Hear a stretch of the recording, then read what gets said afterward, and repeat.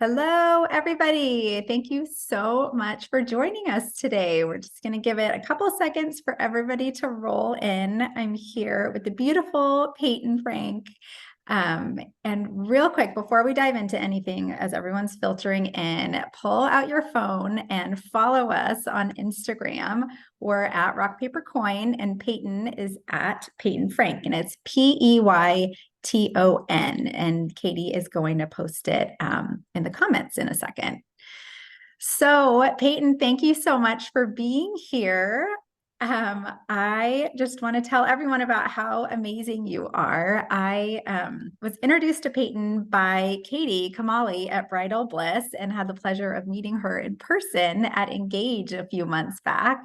And she told me how talented you are, but also what a lovely human being you are. And that is very true. So I'm so happy you're here. And for those of you that are tuning in that don't know Peyton yet, she is the founder of Peyton Frank Films and is one of the top filmmakers in the world. And she's been called that by Harper's Bazaar and Brides and all of the different names out there. She often travels internationally, and her clients' weddings have been featured literally everywhere: Vogue, People, Brides, all over the place. So, Peyton, thank you so much for being here. I can't wait to dive in. Thank you so much for having me and for the kind intro. I'm so excited about this series that you're putting on and so honored to be a part of it. Well, thanks. You have an incredible portfolio. You've shot for some of the most incredible events, but it obviously didn't happen overnight. I'm sure so many hours and hard work was put into it. So I'd love to just hear your origin story and how you started and kind of all the early things.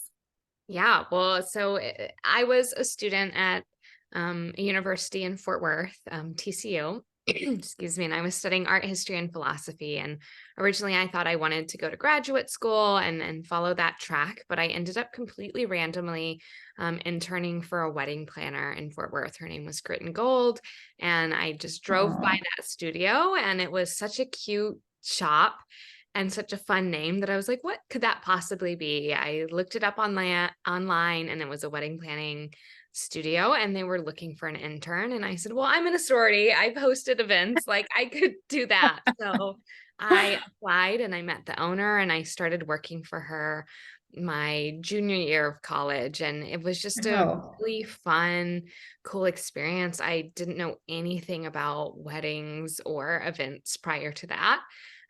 So it really just introed me into this whole new world. And what I was so fascinated by is how many women and small businesses that this industry supported.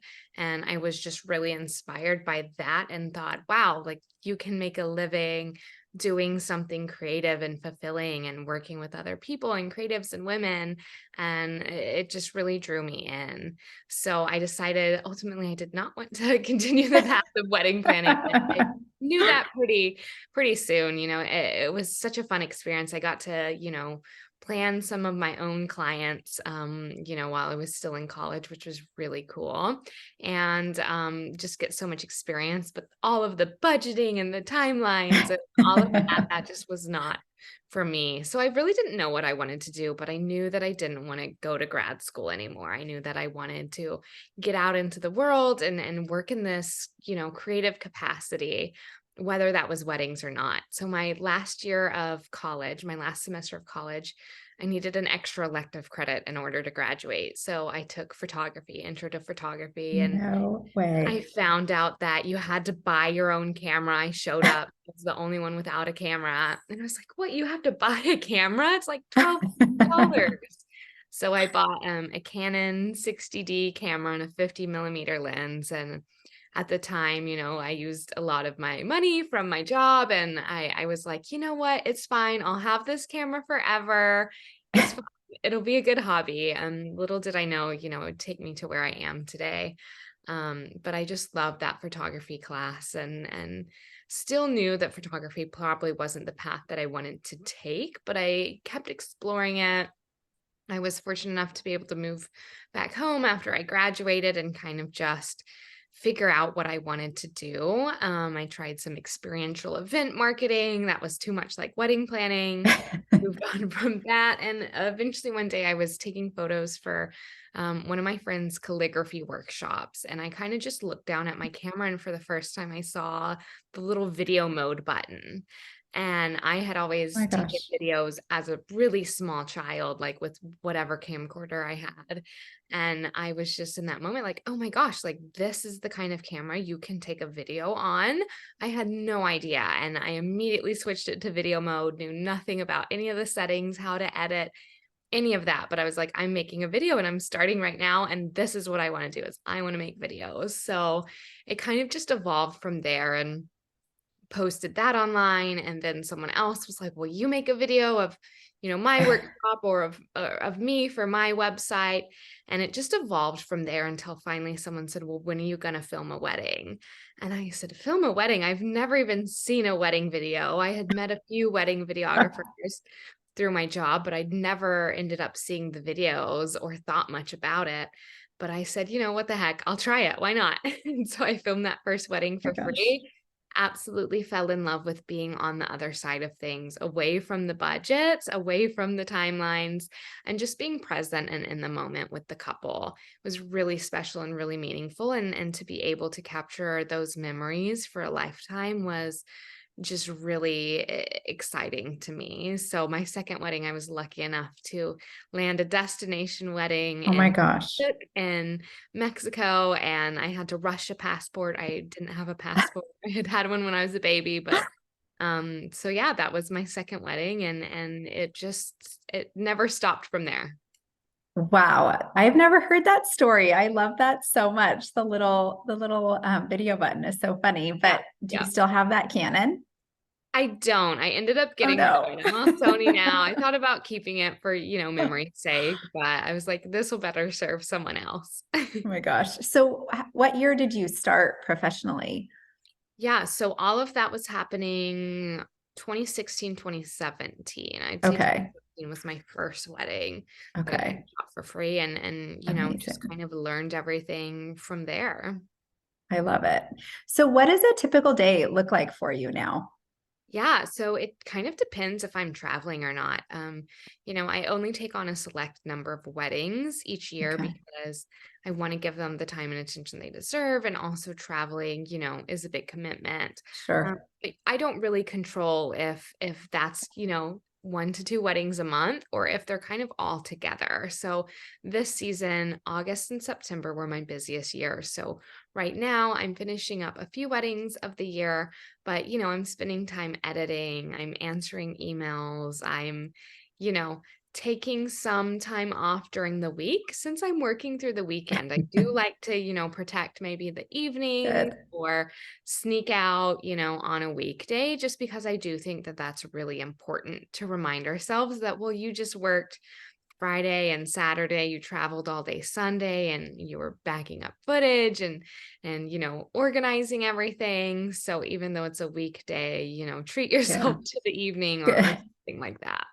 So Good for usually that looks you. like seeing a movie or just exploring restaurants or shops in Austin. Yeah, I feel like our industry, there are so many grinders that don't take that break. And we're here to tell you it's okay. You can still be amazing. If Peyton can do it, we can all do it. It's definitely something that I've had to be intentional about and work on and try to schedule into my life. Yeah, well, it's so important. Um, I have lots of questions for you, so buckle up.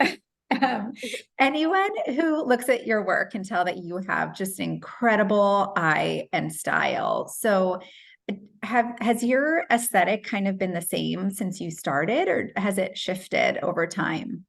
Yeah, I think there are certainly things that I've been drawn to from the beginning. I think that, studying art history in college, I think that that really gave me a lot of knowledge and references to begin with that, I couldn't have planned that more perfectly, but it was such a privilege to be able to study that and really look and analyze composition and light and color for years.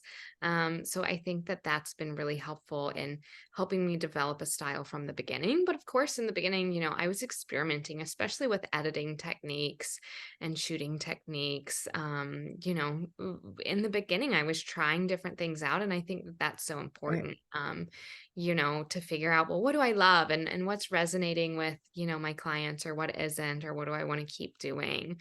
So definitely it's evolved, and as technology changes, like drones have Right. become so much more prevalent than they Right. were when I started, or editing for Instagram has become more important as Instagram has changed and evolved over these years.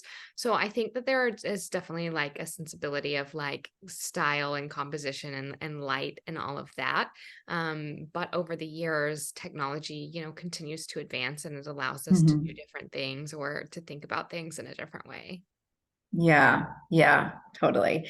I think one of the things that's really tough for photographers and cinematographers today, and tell me if you agree, is standing out in the crowded arena of so many uber talented people. Granted, the barrier to entry is pretty low, but that upper echelon is totally separate. What are some of the branding elements and characteristics that you lean into that really make you stand out to couples and planners and the other vendors that you work with? Yeah, I think for me, what really catapulted my business into a different era was working with Katie Mary in 2020. I had the Mm, opportunity to work with her, and, simply from aligning myself and my brand with an established, respective brand like that, mhm. we really clicked. I worked really, really hard on some behind the scenes series for her educational content.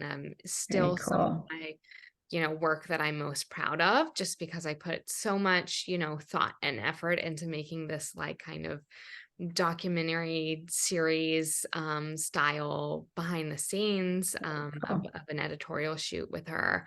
And I think it just evolved from there, and we started working on more projects and more weddings together. And from there, I met so many other amazing planners and photographers and creatives. But I think that, it is very powerful to be able to align yourself with these certain, celebrities of our industry. Mhm. Lori Aarons, the Joy Proctors, Corbin Gherkin, and Jose Villas of our industry, Right. just like maybe a luxury brand, they partner with celebrities and style icons. When we are aligning ourselves, positioning ourselves that way in the industry, people notice. So much of this industry is built upon trust, and trust that Mhm. you are someone who is a collaborative team partner who's going to deliver and over deliver for the clients and can handle whatever comes at us, especially with these destination weddings. You Right. have to know that you're working with someone who is qualified to do that. And so when you see someone repeatedly working with someone who everyone already trusts in the industry, then that just builds more trust. I think there are absolutely Yeah. other ways, to do that, but trust is everything, and you can show up with consistency and quality and all of that. And I think all of those things are important. But I think for me, really being able to align myself with someone who supported me and saw the Mhm. potential in me, as a female owned business and creative, I think that that was really life changing and so powerful. So I owe a lot of that to Katie Mary and all of the other amazing creatives and women and artists along the way. Oh, I love that. You mentioned branding. So let's talk about where that shows up in your business. Where do you spend the most time on your brand? And like how often do you update your site and or rebrand or things like that? Yeah, well, it's so funny to even talk about this. My website, if you've seen it, is barely existent. It's a landing page with a contact form and then a highlight reel. There are no full, wedding films on there. There's not a lot on there. And really where that came from is was a point where my work was changing, evolving, my clients, and my Mhm. website wasn't feeling like a good fit for that anymore. So I just took it down and I threw up a landing page. And, over time, that's kind of worked with my brand with my clients. A lot of my clients are very private people. So I Hmm. started just sending the films, the portfolio pieces that I wanted them to see in an email to their Sure. wedding planner. That way I was able to tailor exactly the films that I wanted them to see based on maybe their destination, or if they were having a large or small Hmm. wedding, or, cultural elements. And that was allowed me to really speak to that client every time I got an inquiry. And it also showed my clients that I respect their privacy. One thing Yeah. that I stopped doing was I stopped posting the full highlight films on Instagram. I really keep that stuff private, these vows and these speeches. And Sure. I think that by showing them that I'm not someone who's going to share their most intimate moments all over the internet, I think that really helped to build trust with that type of clientele, and to go really more word of mouth and from these planners and photographers, and then to be able to send them exactly what I wanted them to see. But besides that website, which it might change in the future, I think website is incredibly valuable, and tailoring that and editing and curating that to exactly what you want your clients or planners to see is Hmm. very important for us all to do, and keeping that up to date, or just making sure that everything on there is something you want to show and there's nothing on there that's going to hurt your Right. branding or turn someone away for whatever reason. So keeping that up to date, or just very well curated. But social media, Instagram is my biggest one. Okay. Not really on TikTok. I'm not, I think that was really fun when it first came out, and it's fun to me, if you're going to watch funny videos or something like that. Right. Um, but Instagram is my favorite. I really love posting on stories. I think that that's an amazing way just to kind of document how I see the world. And Hmm. it's been interesting the response that I get just from stories, especially if I'm traveling either for personal or for Yeah. business. I love to document a destination and kind of tell that story, and just show really beautiful, inspiring imagery, that I've taken either on my iPhone or curating, footage from a wedding. And the response has been really incredible. And it's something that I enjoy and lights me up. Of course, reels are becoming more and more important. Yeah. There's a lot of work that I haven't shared from this past year on my feed, but that hopefully I'll be sharing later this year. But I think Instagram, it's really fun when you're putting out things that you're proud of, that you love, and you're just finding the things that light you up, and sharing that. Hmm. And then you're attracting people based on, the things that are authentic to you, and not trying to force, some kind of content or story that isn't real. Yeah, yeah. Well, you clearly have a strong sense as to who you are and your brand. How does that translate into finding the right client? Like, is there a perfect Peyton Frank couple? Yeah, I think that, my ideal couple is someone who's working with a really strong creative team. I'm very collaborative. And, the wedding industry is very collaborative. And so much of your final product and how you serve your client is dependent on who you're working with. A weak link can really affect how the day Mhm. feels and affect the client experience and what we're all able to deliver. So, working with an amazing planning team, an amazing designer, and of course, as a cinematographer, an amazing photographer. Right. We're working side by side all day. In fact, our client and the guest, they don't even know whose photo and whose video Right. on the day. So you're representing each other. So that's one of the first things that I'm always asking, or, evaluating, is who is the creative team, the photography and planning team, because I want to know, like, what's that going to look Sure. like for me. But honestly, my clients, they just really value um, having an amazing experience for their guest, and giving their guest a beautiful weekend, oftentimes in a beautiful destination or somewhere special like a family home. So, they're very focused on that experience and creating a full, immersive wedding weekend. So I love capturing, a destination event that includes a welcome party or rehearsal dinner, as well as a wedding day, and really just like telling that story of Yeah. everyone, and having a beautiful time. So how do most of your clients find you? Is it like through your Instagram or planners or other planning Yeah. partners? So most of them are either through the planner, a recommendation from a photographer, or they're finding me on Instagram and then Okay. they're taking me to their planner and saying, "Hey, can we reach out to her?" Or they're reaching out directly. Sometimes it's even via DM.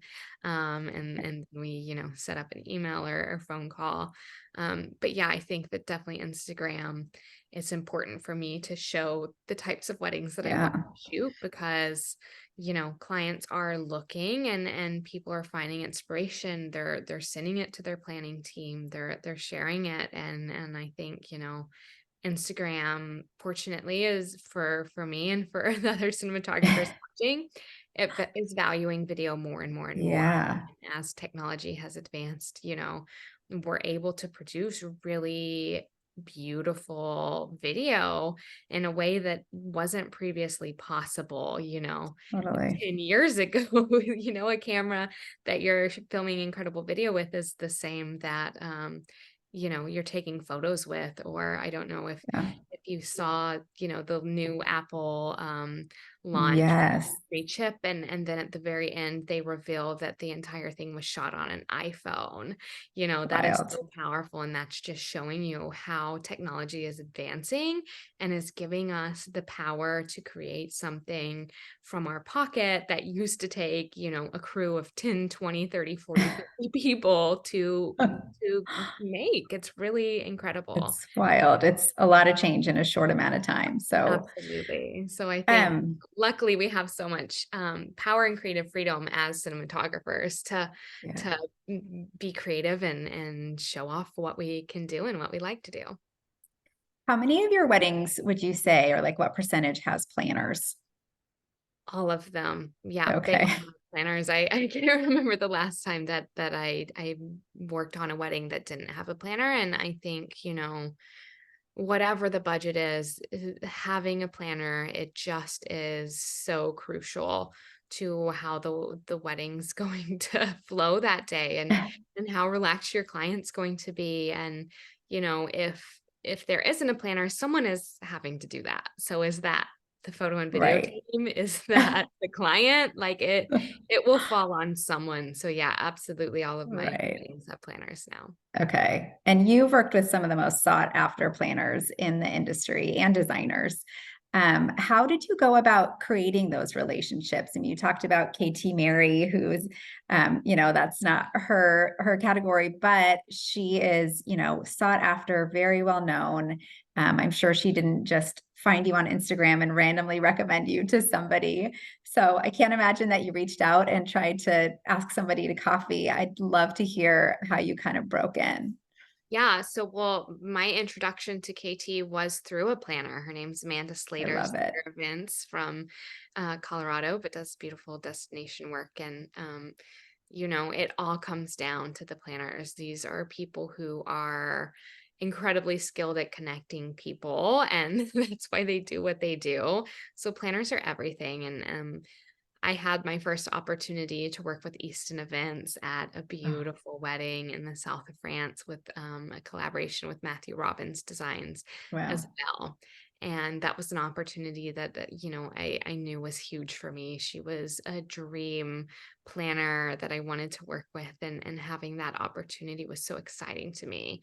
And it was something that I really over delivered on, and I made sure we got some behind the scenes footage, Mm, that we edited a lot of social media content. I worked with Samantha Roberts, who runs their social media, to yeah. figure out exactly what, would be valuable to Easton Events. And, literally drove hours out of my way during downtime on the wedding weekend to maybe go visit a property. So Lynn could feature that on her Instagram, a place that Oh, she loved. Or just going out of your way to serve those planners and to find out what's mhm. valuable to them. And as we already talked about, video is more and more prevalent on social media, and so to be able to provide that for your planning Yeah. or your design team or your photographer as a way to strengthen that relationship. Set the expectation if it's something you simply can't provide, or can't Sure. provide right away. Kind of have a discussion and set realistic expectations. Or maybe you can just deliver a 16-second reel, but even that is so valuable, or a few clips that they could use on their website down the road in a compilation. Yeah. Just really serving them, because marketing is huge for us all. And if planners are bringing us the clients, the planners are the ones out there attracting and getting Mhm. these incredible clients. So whatever you can do to help their marketing efforts is going to be worthwhile and is a valuable way to serve them, but also show them what your value is, and that you're a team player. Yeah, you pretty much nailed that. Your clients have been featured in literally every publication known to the industry and beyond. But as a filmmaker, it doesn't necessarily translate into like the pages of a magazine. So how do you ensure that you're getting credit for those events, and getting your videos out there outside of Instagram? Yeah, I was actually talking to another cinematographer about this yesterday, and she was feeling very frustrated, that maybe publications only wanted photo, or they were leaving video off, or she didn't even know about it until she was seeing it pop up on Instagram. And, Mm, I told her that the video is changing to, first off, if your creative team is submitting a wedding somewhere, do some research. Are they displaying video? How long are the videos that they're wanting? Are they mhm. incorporating that on social media? What does that look like? Just to be able to anticipate, maybe they're not going to share your 10-minute video, but they'll share a quick sizzle, or, a shorter edit, or maybe they'll Yeah, highlight on social media.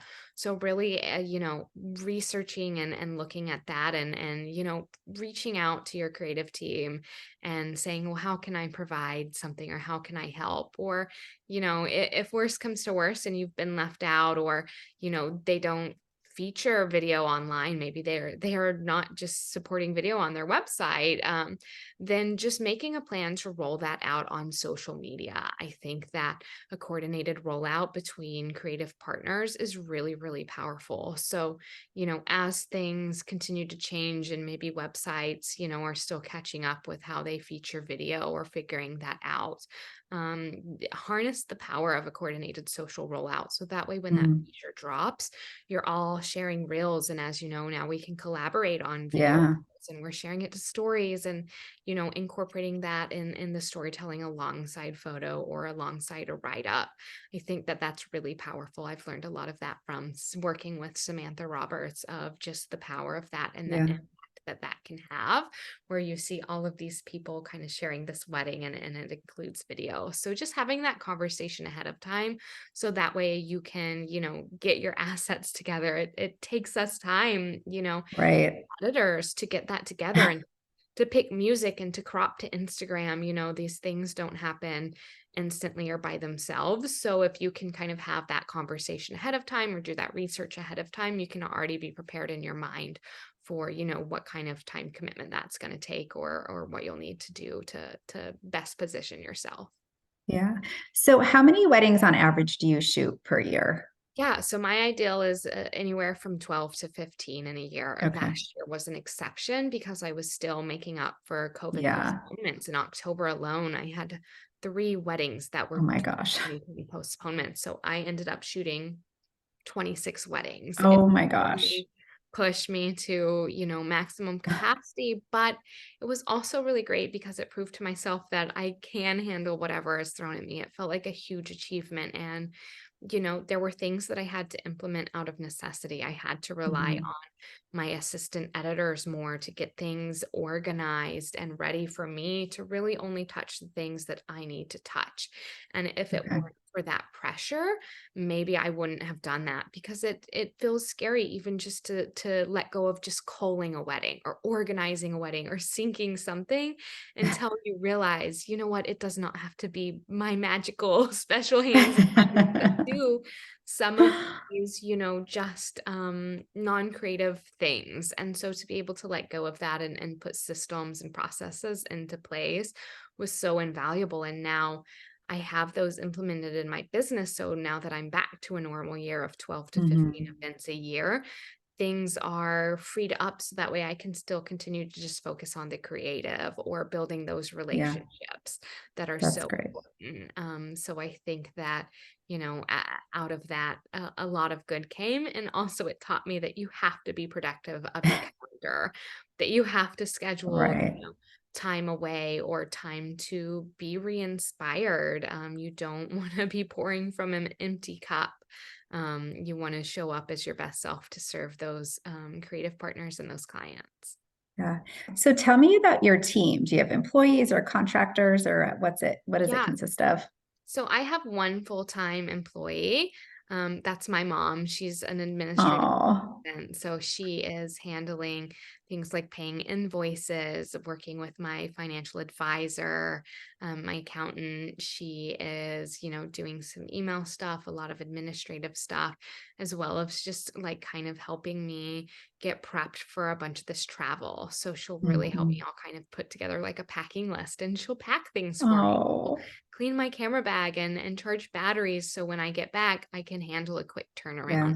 which is hugely, hugely helpful. And, obviously I need someone that's a very intimate job. So I need someone who I can trust to, open a suitcase when I get Yeah. back and, judge when I have to throw it all in the box. So that's my full-time employee. Besides that, I work with, contractors or retainer based Yeah. freelancers, and that allows me to have minimal overhead in my business. I try to run a really lean business, and not put myself in a position where I have to take on events or projects or clients that aren't the right fit just to be able to stay afloat. So right now that looks like contractors who I work with consistently throughout the year. Got it. Got it. Oh, I love that it's your mom. So cute. Yeah. Okay, let's talk about money. So when it comes to your fee and your packages, and I know it's not a package, it's all curated for each client. At what point does that conversation come to the client? Does it exclusively go through the planner, or are you dealing with the client directly, or what's kind of that process for you? Primarily that's coming through the planner. They're reaching out to me to gather a few samples of work and to Mhm. recommend me, alongside one or two other Mhm. creatives that they think are a good fit, and then they will present to them the pricing that I've put together in a custom proposal, what that includes, what that looks like, and what it Yeah. cost. So sometimes maybe that comes down to a budget fit, or it comes down to really just the style, and a personality fit for the client. But fortunately, my planners are handling most of that. Of course, sometimes I do have clients who are coming to me directly before looping me in with their planner. And so Mhm. sometimes I will have that discussion with them. What I like to do is have someone, if they're just emailing me, not with their planner, they'll contact me. We'll set up a time to schedule a call to discuss their wedding, get all of their details so I can really understand, cinematography coverage and, what they're looking for to make sure it's a good fit. But before we get on that call, I am kind of asking some qualifying questions that include, what is their budget range looking like? If they come back to me and say, well, we didn't have that budgeted, your minimum starting range, we only had $5,000, then I know, I'm probably not going to be able to get them Right. up to my minimum on that phone call. So I would, release them or maybe send them a recommendation, Sure. someone locally that I know. But I love to connect with them on the phone, and during that time we're not really talking about pricing. If they understand my minimum, we really just talk about the wedding and then I propose from there. Great. Okay. So I'm sure your pricing has evolved over the years. Are there any mistakes that you made that you can share? Yeah, I don't know if I'd say any big mistakes. I think, maybe a lot of fearfulness around continuing to grow and evolve and raise pricing as you book up. and, really charging your work. I think when you first start doing destination events, you feel so excited and honored and special to get to travel to work. But then once you start doing that, you realize that this is Yeah. actually very expensive to do.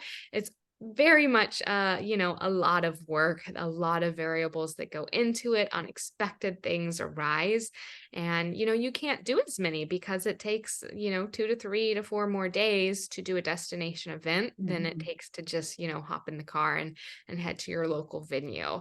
So I think, not valuing that time and that effort and energy that goes into all of the pre-production planning of traveling and not charging appropriately for that Yeah. increased scope of work. And it can be tempting and exciting when you're in the beginning of that to want to forget about certain expenses or be fearful that, the client's not going to want to book you, but, realizing you have to charge for certain things.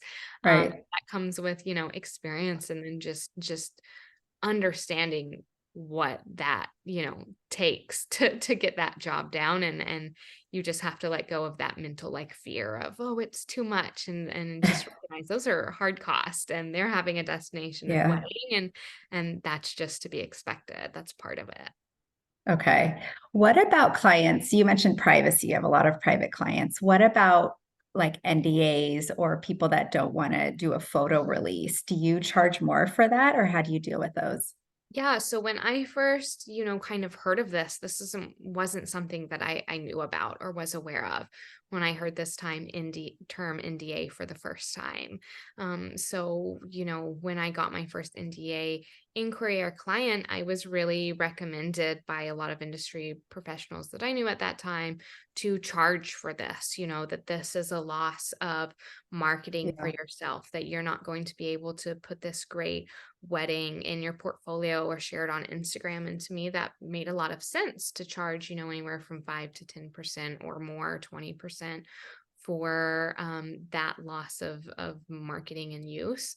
But then when I started working with Lynn Easton, she kind of explained to me that, these clients really value privacy. And if you Yeah. don't want to work with NDA clients, that's fine. But, they don't want to feel like they have to pay to keep things private. And I think that makes complete sense. And when you really put yourself in their shoes, that for whatever reason, given that they're public people or they're very private or a million different reasons, even if it's not a high profile client or not a wealthy client, I can think of a lot of reasons why someone might not want that really personal, intimate day out on the internet or going viral.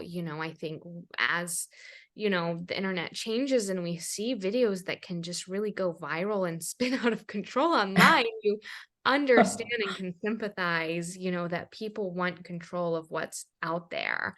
And so when I kind of learned this perspective, I stopped charging for NDAs. To me, I just want to provide an amazing experience for that client and for that planner.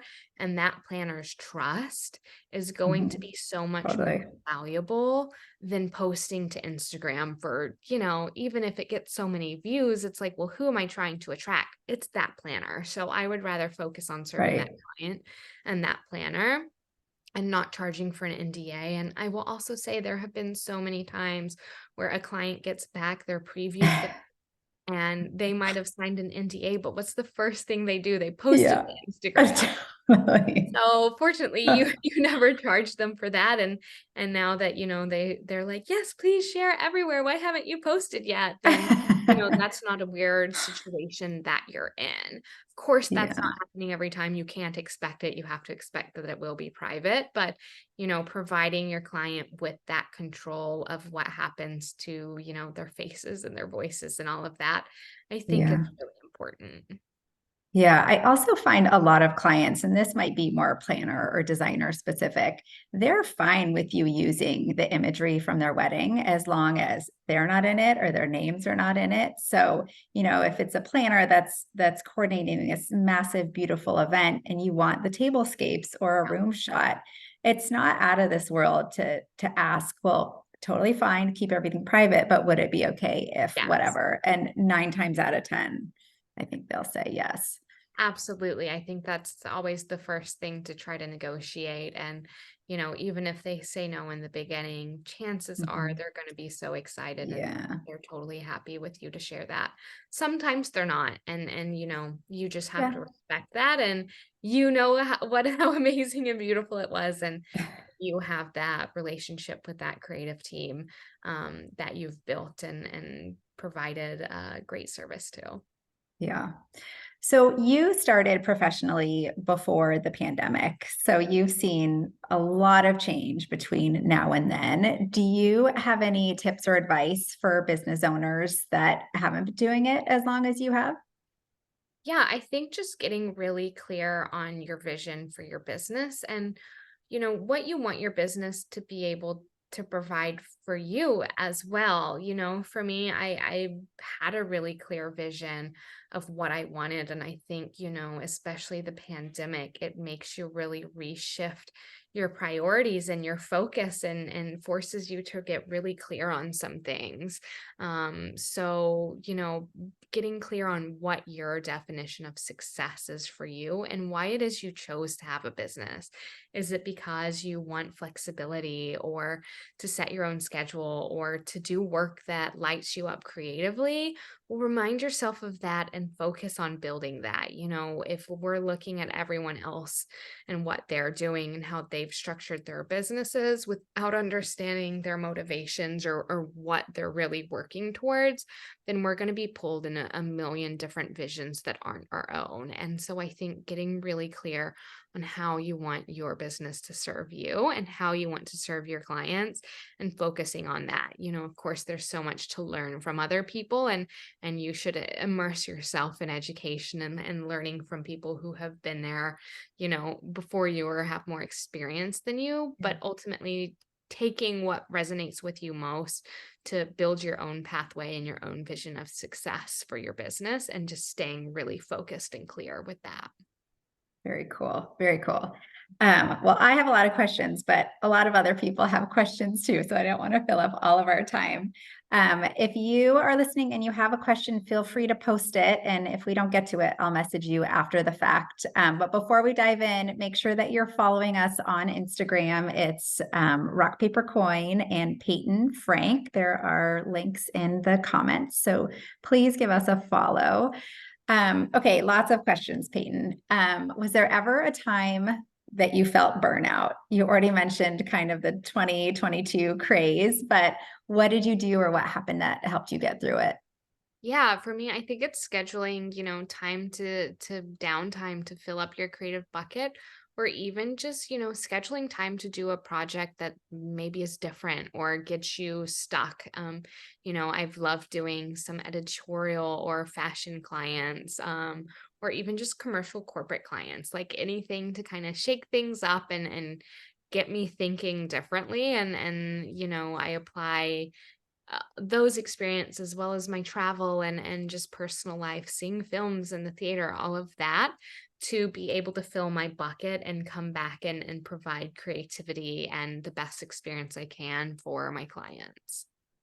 Great. What can planners or designers do to make your life as a cinematographer easier or better? Really kind question, an amazing question. I'm always thinking, what can I do to make their life better? But I think, giving us appropriate time to capture all of those details and drone shots and stuff like that on the wedding day serves us all better. But also just being a team player in terms of communicating, like maybe what a social media rollout could look like with all of us and communicating that ahead of time so that way we know, what to expect is coming in and putting that, time to edit those things and deliver those things on our schedule. I think that that's a great way to be collaborative and to get our work that we're proud of, out there in a way that we all feel good about. Yeah. Oh, I love that. Okay, another one. Besides Engage, what other networking opportunities have worked well for you? Yeah, I mean, Engage is incredible. It's a big event. There's lots of people there. I'm a little bit more introverted, so I also look for smaller opportunities to connect with people. So when someone reaches out maybe about a charity event or, kind of this intimate one-off celebration or dinner, I'll, rearrange my calendar, book a flight, whatever to be there because see that as an opportunity to kind of get that face time with someone I haven't seen in a while or I've wanted to connect with in a more intimate setting. So I kind of, look for things that light me up and excite me and are settings that I feel Okay. comfortable in and then go with that. But there's a lot of great Engage destinations coming up next year. So there's so much opportunity in the industry to network and have fun and just to get to know each other and see Yeah. who do you really hit it off with and connect with. Yeah, absolutely. Somebody's asking, in a smaller market, how do you show your value to break into working with higher end clients? I think that's a great question. I think doing research of who's in your market that maybe haven't had the opportunity to work with or serving the clients that you want to serve and finding out, are there charity events that they're hosting that you can get involved with? Are there other ways that you can support them and show up for them? Or can you offer them something like a behind the scenes video or photography on an upcoming wedding that maybe you haven't been hired for, but you could provide something for them and to do it as a gift to them for free to get to know them and to demonstrate what you're like to work with and how you serve your clients and provide value to them that they won't forget. I think there are a lot of opportunities to get creative. And, especially like I said, everyone wants video on social media or photo if that's what you do. But, finding a way to serve that planner and come up with something creative and that's easy for them, but that they can share on social media that will be impactful. Got it. Can you talk about your offboarding system and like a recap with the client? Do you do one? What do you ask for? Do you ask for a review? Kind of what's included in that? Yeah, for the client directly, I'm typically not asking for a testimonial or anything like that. I will save, any of the kind emails or text messages that I receive in an album on my phone, just because I think it can be really special. This is something I started doing recently, but really special to just kind of have that like little album that if you would need to hype yourself up for something or maybe you lost a client or a job. Maybe you just go back to that and reflect on it. So I think I'm, building out that of just organic things. But I think it's always amazing when it comes to working with a photographer or planner to ask them, hey, are there any things that worked really well or things that didn't work well? What can we improve upon next time? And just giving them the opportunity to share feedback with you, asking for constructive criticism is really key and, I've asked this before with people that I'm shooting with, even, mid wedding of, hey, how did the rehearsal dinner go? Is there anything you want us to be more mindful of on the wedding day? It can Yeah, be really helpful, especially when you're working with a new photographer, a new planner, and you don't know how they like to do weddings because, everyone does things slightly differently. And it's right. important that, you're tuned into what they're needing and how they like to serve their clients and run their days. Got it. We got a question from Matthew. He's asking, how do you navigate the new realm of social content creators at weddings who are becoming more and more popular for weddings? It's a good question. Yeah, so I've worked with a few of these on weddings, and honestly, I think that it's great. These were weddings where the clients wanted tons and tons of stuff to post on Yeah. social media. And trust me, they posted what I created for them on social media. I did not feel like I needed them to post more. And it gives you the ability to not spend your whole time editing content that maybe you're not super excited about, like for TikTok Mhm. or Instagram, things that, maybe don't really resonate with your brand, and are better served like on an iPhone. So I don't see it as a problem at all. I think it's great, like whether it's photo or it's these like iPhone behind the scenes, more candid videos Yeah, or professional video, it's all just this branding of this event that you were a key partner on. And so just figuring out, how can I work alongside this person, have open communication, but realizing this is something that the is important to my client. So I need to make sure that I'm collaborating and being accepting and including this person to make sure that they're getting what they need. Because at the end of the day, we want to make sure our client's happy, and we don't want to be the one to interfere with someone else not fully being able to do their job that they were hired to do. Yeah, that's such a good attitude. The number of times I've seen cinematographers and photographers kind of butt heads and try to get the shot. And now we have these content creators. I think collaboration and communication is key, and you're great at that. Absolutely. And at the end of the day, I don't want to be the one who's responsible for shooting and editing, these TikTok dances or the, bridal party in their robes and then jumping into their Yeah. dresses or whatever. I am so happy that someone else is going to do that. Trust me. It's a win-win. Okay, another question is, do you charge a flat fee for travel, or is everything reimbursed like by line item? It absolutely depends. This is something that I'm always asking early on, either from the client or from the planner, of how they want to do things. Most of the time, they're asking for a flat fee. They just want to see one number. They don't want to be billing back to the client or Sure. adding all these other expenses. Of course, that means you better get really good at anticipating all of your expenses and quoting for that. Yeah, Personally, I would prefer if I build everything back. I think that's the safest way for me, as well as a way to make sure that I'm not overcharging the client for any aspect that maybe, I thought was going to be more expensive or was nervous about. But, just asking how they want to do things, and then, really thinking through, is there anything that I'm missing out on? For example, I had a wedding in Aspen once and I forgot, oh yeah, valet parking's going to be like $75 a night. And, that adds up when you're yeah, totally. days. So just really thinking through that stuff. Maybe asking someone if it's destination specific, are there any things that I'm not thinking through? And getting really good at that. But yeah, just always ask someone, and you can tell them your preferred method and see if they're flexible. But typically it's my planner telling me how things will happen. Okay. Okay, another question here. Do you have any stipulations when it comes to travel? Like, you have to fly business class or stay at a certain level of hotel, or how does that work? Yeah, I mean, of course, I always want myself and my team to feel comfortable, and we're gonna be traveling with a large amount of very expensive, Yeah, important equipment. So of course, I have certain standards and expectations of where we're gonna stay and how we're gonna travel. But I think that I'm very reasonable. I am not traveling first class domestically. I have status with my airline, so if anything, I get perfect. upgraded. So that's perfect for me. But I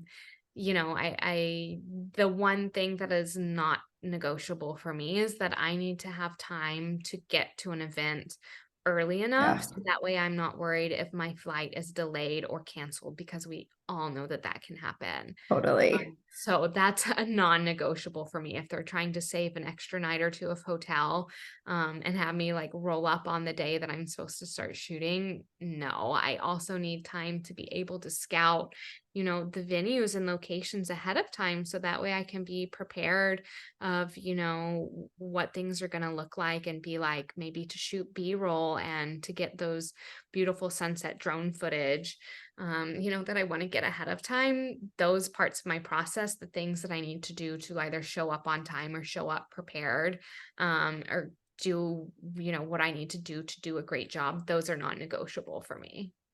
Got it. Okay, kind of a logistical question. How do you physically get all your equipment abroad? Do you carry it on? Do you check it? Do you ship it? I carry everything on that I can possibly carry on, anything that I would need.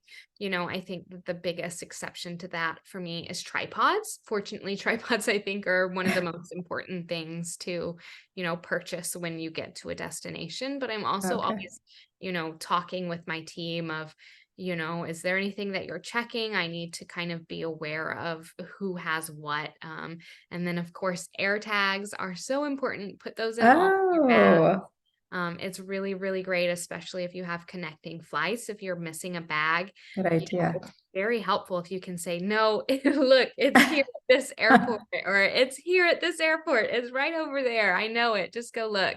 It's Oh, really that's a good idea.